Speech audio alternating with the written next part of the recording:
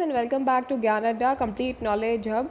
चलिए एक नज़र डालते हैं आज के यानी कि 23 मई के टॉप 10 करंट अफेयर्स पे। पर गाइस उससे पहले अगर आप मेरे चैनल पे नए हैं तो चैनल को सब्सक्राइब ज़रूर कर लीजिएगा, साथ में बेल आइकन भी प्रेस कर लीजिएगा ताकि मेरे लेटेस्ट वीडियोज़ के नोटिफिकेशन टाइमली आपको मिलते रहिए। मेरे चैनल का लोगो है। अगर इनकेस आपको चैनल फाइंड आउट करने में कोई डिफिकल्टी हो रही है तो आप यूट्यूब के सर्च बॉक्स में जा करके ज्ञान अड्डा लिखोगे तो आपको मेरा चैनल वहाँ से ईजिली मिल जाएगा।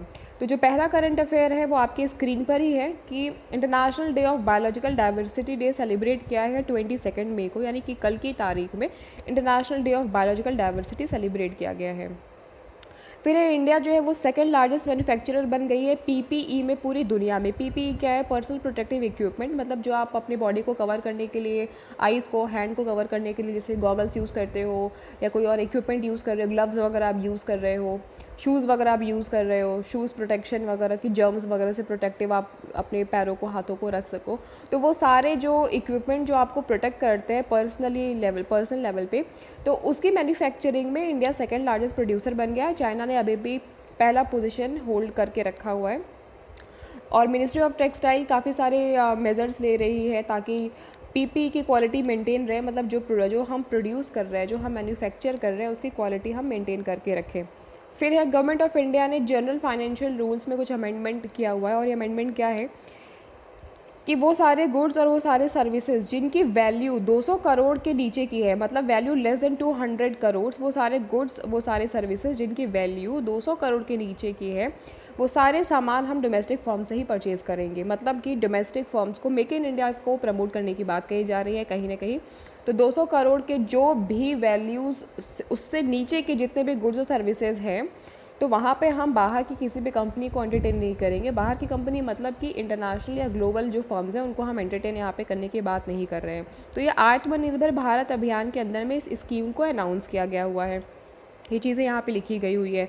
तो global tender henceforth will be disallow कर दिया गया हुआ है ग्लोबल टेंडर्स को in government procurement that are of value 200 crore, मतलब कि 200 करोड़ तक की अगर कोई स्कीम में या 200 करोड़ की कोई गुड्स या सर्विसेज में ग्लोबल फर्म या ग्लोबल कोई कंपनी वो इन्वेस्टमेंट करना चाहती है तो वहाँ पे अलाउ नहीं किया गया है। हम डोमेस्टिक फर्म को ही एंटरटेन कर रहे हैं। तो आत्मनिर्भर भारत अभियान के अंदर में इस स्कीम को लॉन्च किया। बहुत इंपॉर्टेंट है एग्जामिनेशन पॉइंट ऑफ व्यू से, दोनों ही चीज़ें बहुत इंपॉर्टेंट है, ये वाला फर्स्ट और सेकेंड दोनों। फिर है 170 करोड़ डिसबर्स टू मनरेगा। मनरेगा को 170 करोड़ डिसबर्स्ड किए जा चुके हैं मनरेगा वर्कर्स को। The amount were disbursed to the beneficiaries, जो बेनिफिशरीज़ हैं उनको ये अमाउंट डिसबर्स्ड किए जा चुके हैं through the department of rural development and Panchayati Raj और रूरल डेवलपमेंट ने डायरेक्टली बेनिफिशरीज़ को 170 करोड़ ट्रांसफ़र कर दिया हुआ है, डिसबर्स कर दिया है। Department has taken up more than 14,000 development projects. 14,000 development projects लिए गए हुए हैं मनरेगा के तहत। मनरेगा का फुल फॉर्म है Mahatma Gandhi rural employment guarantee act since April 2020। ठीक है, दिस इंक्लूड 8300 प्रधानमंत्री आवास योजना, मतलब ये जो 14,000 डेवलपमेंट प्रोजेक्ट है इसमें से 8300 प्रधानमंत्री आवास योजना है, हाउसिंग प्रोजेक्ट्स है मतलब, और 1670 वाटर कंजर्वेशन प्रोजेक्ट्स है। तो ये काफ़ी इंपॉर्टेंट फिगर है, आप इसको याद कर सकते हो, 8300 वाला और वाटर कंजर्वेशन वाला। तो ये दोनों काफ़ी इंपॉर्टेंट है और सबसे ज़्यादा इंपॉर्टेंट है कि 14,000 डेवलपमेंट जो है प्रोजेक्ट वो टेकन अप हुए हैं। फिर प्रधानमंत्री ग्राम सड़क योजना coir Jio textile approved for rural road construction. Coir क्या है कि जब जो रोड का कंस्ट्रक्शन होता है अगर वो कॉयर का मेडअप होता है तो उसकी जो लाइफ होती है वो 3 से 5 साल और बढ़ जाती है। तो प्रधानमंत्री ग्राम सड़क योजना के अंतर्गत कॉयर जियो टेक्सटाइल है are to be use in rural road development, मतलब ग्रामीण क्षेत्रों की जो रोड है उनको डेवलपमेंट करने की बात कही जा रही है और वहाँ पे कॉयर के इस्तेमाल करने की बात कही जा रही है ताकि वहाँ के जो रोड की लाइफ स्पैन है वो 3 से 5 साल बढ़ जाए। The coir Jio textile degrades into humus, this enriches the soil. तो ये सॉइल में जा कर के ये कॉयर कहीं ना कहीं मिल जाता है और जिससे कि काफ़ी अच्छा लास्टिंग बन जाता है। तो रोड की जो क्वालिटी होती है वो भी अच्छी हो जाती है, लास्टिंग हो जाती है। तो प्रधानमंत्री ग्राम सड़क योजना के अंतर्गत जियो कॉयर जियो टेक्सटाइल ने अप्रूव किया हुआ है रूरल रोड कंस्ट्रक्शन, मतलब ग्रामीण क्षेत्रों की जो रोड है उनको कंस्ट्रक्शन करने की बात कही जा रही है। फिर international day of biological diversity celebrate किया गया हुआ है। जैविक विविधता बोला जाता है तो बायोडाइवर्सिटी को, तो बायोडाइवर्सिटी के जितने भी इश्यूज़ हैं, मतलब हमारे इन्वायरमेंट में, हमारे क्लाइमेट में बायोडाइवर्सिटी से, मतलब जैविक विविधता से संबंधित जितने भी इश्यूज़ हैं उन पे काम करने की बात कही जा रही है। और इसीलिए 22 मई को बायोलॉजिकल डाइवर्सिटी डे सेलिब्रेट किया जाता है इंटरनेशनल लेवल पे। और इस बार का जो थीम था वो था our solution are in nature. तो our solution are in nature ये हमारा थीम था, और इस थीम कहीं ना कहीं इम्फेसाइज करती है सॉलिडेरिटी पर, आशा पर, इम्पॉर्टेंस ऑफ वर्किंग टुगेदर, ताकि हम साथ में मिलकर काम करें, ताकि हम अपना जो फ्यूचर है नेचर के साथ में, हारमनी के साथ में, एकता के साथ में, प्रेम और सौहार्द की बात कही जा रही है। तो थीम ही है इस बार का our solution are in nature, मतलब हमारा जो सोल्यूशन है, हमारी जो प्रॉब्लम है अभी फ़िलहाल जो चल रही है उसकी बात अगर मैं रिलेट करूँ तो जो हमारा सिर्फ यही कोविड-19 ही नहीं, जितने भी हमारे पर्यावरण में समस्याएं हो रही हैं उन सबका सोल्यूशन कहीं ना कहीं नेचर इटसेल्फ, नेचर के पास है। तो our solution are in nature ये काफ़ी इंपॉर्टेंट है, इसको याद रख लेना, क्योंकि अभी फ़िलहाल कोविड-19 चल रहा है। तो कोविड-19 के केस में बायोलॉजिकल डाइवर्सिटी से रिलेटेड काफ़ी इंपॉर्टेंट क्वेश्चन है ये। Western Ghat to be declared as ecologically sensitive area soon, मतलब वेस्टर्न घाट्स को बहुत ही जल्दी इकोलॉजिकली सेंसिटिव एरिया डिक्लेयर कर दिया जाएगा। यूनियन मिनिस्टर प्रकाश जावड़ेकर ने इंटरैक्ट किया हुआ है चीफ मिनिस्टर्स के साथ में, जितने भी स्टेट गवर्नमेंट है, तो स्टेट गवर्नमेंट्स के चीफ मिनिस्टर के साथ में जब इन्होंने इंटरेक्शन किया वीडियो कॉन्फ्रेंसिंग के थ्रू, तो वहाँ पे ये निष्कर्ष निकला कि जितने भी वेस्टर्न घाट्स हैं उनको इकोलॉजिकली सेंसिटिव एरिया जल्दी डिक्लेयर कर दिया जाएगा। The meeting held discussion relating to notification of declaring western Ghat as ecologically sensitive area.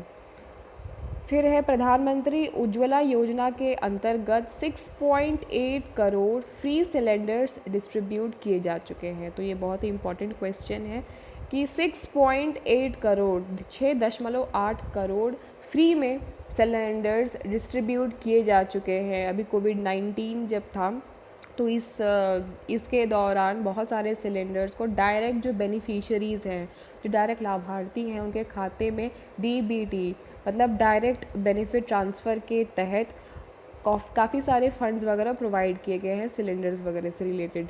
तो अब इसके अंदर क्या न्यूज़ है थी, government of India announced around 6.8 crore free cylinder, मतलब 6.8 करोड़ फ्री सिलेंडर डिस्ट्रीब्यूट करने की बात कही जा रही है प्रधानमंत्री उज्ज्वला योजना के अंतर्गत।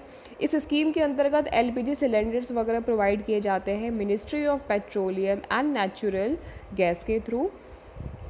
This covers more than 8 crore beneficiaries of Pradhan Mantri Ujjwala योजना। इसके अंतर्गत 8 करोड़ बेनिफिशरीज रजिस्टर्ड हैं जिनको ये फैसिलिटी प्रोवाइड की जाती है। और ये जो बेनिफिशरीज़ हैं इनको फंड्स के थ्रू ये फैसिलिटी प्रोवाइड की जाती है। डीबीटी मतलब डायरेक्ट बेनिफिट ट्रांसफ़र, उनके खाते में डायरेक्टली ट्रांसफ़र कर दिया जाता है। तो गवर्नमेंट ऑफ इंडिया ने एलोकेट किया है सेपरेट फंड्स, अलग अलग तरीके का फंड है टू डिस्ट्रीब्यूट सिलेंडर्स अंडर प्रधानमंत्री गरीब कल्याण योजना। मतलब गरीब कल्याण योजना के अंतर्गत में सेपरेट फंड्स वगैरह अलॉट किए गए हुए हैं सिलेंडर से related. It was launch to ease the lives of people during the lockdown के टाइम में लोगों की ज़िंदगी और रोज़मर्रा की ज़रूरतें उनको आसान करने के लिए प्रधानमंत्री गरीब कल्याण योजना के अंतर्गत फ़ंड्स वगैरह काफ़ी डिस्ट्रीब्यूट किए गए सिलेंडर से रिलेटेड। तो ये काफ़ी इंपॉर्टेंट है। फिर एक khadi mask gain global recognition and demand. Khadi जो मास्क है उसको ग्लोबल वैश्विक स्तर पर एक पहचान मिल रही है और उसकी डिमांड भी बढ़ रही है। बताते चले कि जो खादी विलेज इंडस्ट्री है, मतलब KVIC, इसका फुल फॉर्म देख लो पहले आप, KVIC khadi and village industries commission. तो ये क्या कर रही है कि सिल्क और कॉटन के जो फेस मास्क है वो फॉरेन कंट्रीज़ में भी सप्लाई कर रही है। तो ये बड़ा ही अच्छा इनिशिएटिव है, हमारी इकॉनमी को बूस्ट करने के साथ साथ हम एक सोशल कॉज में बराबर पार्टिसिपेट कर रहे हैं। तो खादी मास्क वगैरह मतलब सिल्क और कॉटन के बने हुए जो फेस मास्क हैं उनको फॉरेन कंट्रीज़ में भी क्या कर रहे हैं, डिस्ट्रीब्यूट कर रहे हैं, उनको दे रहे हैं। तो ये ग्लोबल रिकॉग्निशन एंड डिमांड इसका काफ़ी बढ़ गया है। So this is being done to promote vocal for local. ये देखो आपको पूछ सकता है कि वोकल फॉर लोकल ये किससे रिलेटेड है? तो गाइज़ ये मास्क से रिलेटेड है। खादी एंड विलेज इंडस्ट्रीज़ जो भी मास्क प्रिपेयर कर रही है, मैन्युफैक्चर कर रही है सिल्क एंड कॉटन के, उसको ग्लोबल जो फॉरेन कंट्रीज़ हैं वहाँ पे वो सेल कर रही है या उनको प्रोवाइड कर रही है। तो ये आत्मनिर्भर भारत अभियान के अंतर्गत ये कुछ इंपॉर्टेंट स्टेप्स लिए गए हुए हैं। तो इंडिया को इससे काफ़ी प्रॉफिट है और सोशल कॉज में भी अच्छा खासा बोल सकते हो पार्टिसिपेशन है। फिर textile committee launches indigenous design to PPE testing equipment, synthetic blood penetration testing equipment. हमने अभी पीपीई पीछे पढ़ा, मतलब पर्सनल प्रोटेक्शन इक्विपमेंट की बात कही जा रही है। तो टेक्सटाइल कमेटी ने क्या किया हुआ है, ऑपरेटिंग अंडर टेक्सटाइल जो कमेटी है वो ऑपरेट करती है मिनिस्ट्री ऑफ टेक्सटाइल्स के अंदर में। तो इन्होंने लॉन्च किया हुआ है टेस्टिंग इक्विपमेंट, मतलब कि जो टेस्ट किया जाता है क्या, जो पर्सनल प्रोटेक्शन इक्विपमेंट्स है जैसे गॉगल्स हो गए, ग्लव्स हो गए, उसके बाद हियरिंग एड्स वगैरह हो गए जो कान में लोग सुनते हैं कानों को प्रोटेक्ट करने के लिए। तो वो सारों का क्या है कि टेस्टिंग इक्विपमेंट्स जो है वो लॉन्च किया है मिनिस्ट्री ऑफ टेक्सटाइल्स के अंदर।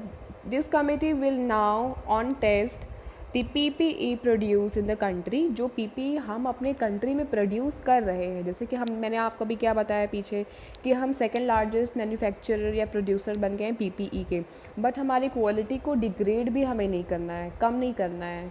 हम सेकंड मैन्युफैक्चरर तो हो गए हैं बट हमें क्वालिटी अपनी मेंटेन करनी है।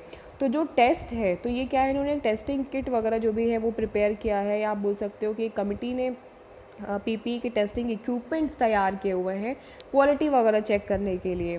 तो the equipment is called synthetic blood penetration testing equipment. तो इस इक्विपमेंट का नाम यही है, synthetic blood penetration testing equipment. फिर है E conclave for defence MSMEs held. E conclave अभी हुआ है और ई कॉन्क्लेव को चेयर किया है union defence minister Rajnath Singh ji ने। The E conclave of defence MSMEs, micro small and medium enterprises के ऊपर अभी एक ई कॉन्क्लेव हुआ है, काफ़ी बड़ा कॉन्क्लेव हुआ था जिसको CII ने, मतलब कॉन्फेडरेशन ऑफ इंडियन इंडस्ट्री ने ऑर्गेनाइज़ किया था। SIDM, society of Indian defence manufacturer ने ऑर्गेनाइज़ किया था और डिपार्टमेंट ऑफ डिफेंस प्रोडक्शन ने ऑर्गेनाइज़ किया था।